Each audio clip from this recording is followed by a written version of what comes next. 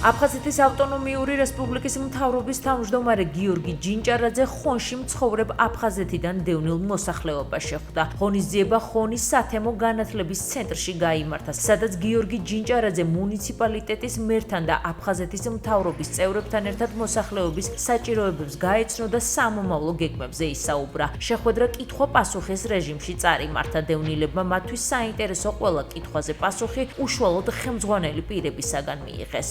ვიმყოფებოდით ქალაქ ხონში დევნილთა კომპაქტურ ჩასახლებაში, სადაც შევხვდით დევნილებს. ძალიან კარგი შეხვედრა იყო. მე მოვისმინე მათი საჭიროებები, გამოწვევები, რაც ამ კომპაქტურ ჩასახლებებში არსებობს და ვეცდებით ყველა ის პრობლემა და ის გამოწვევები, რაც დღეს უდგათ ჩვენს დევნილებს, მაქსიმალურად გადავჭრათ. მნიშვნელოვანია აღნიშნული სახის კომუნიკაციები. აქ უშუალოდ ხდებოდა პრობლემატიკაზე საუბარი, ზოგი საკითხი ადგილზე მომგორდა, ზოგი ჩაინიშნა და დარწმუნებული ვარ, ვინაიდან ვიცნობ ბატონ გიორგის და მის მუშაობის სტილს, დარწმუნებულა იმ პრობლემებზე უსწრაფესი რეაგირებები ექნება. ძალიან მნიშვნელოვანი შეხვედრა შედგა დღეს. ჩვენთან სტუმრად იმყოფებიან აფხაზეთის მთავრობის წარმომადგენლები და ადგილობრივი თვითმმართველობა. მოხარული ვართ, რომ ყოველთვის ჩვენს პრობლემას, ჩვენს გამოწვევებს გულისყურით ისმენენ, ითვალისწინებენ. ვიმედოვნებ მომავალშიც უფრო უკეთესი კომუნიკაციები შედგება.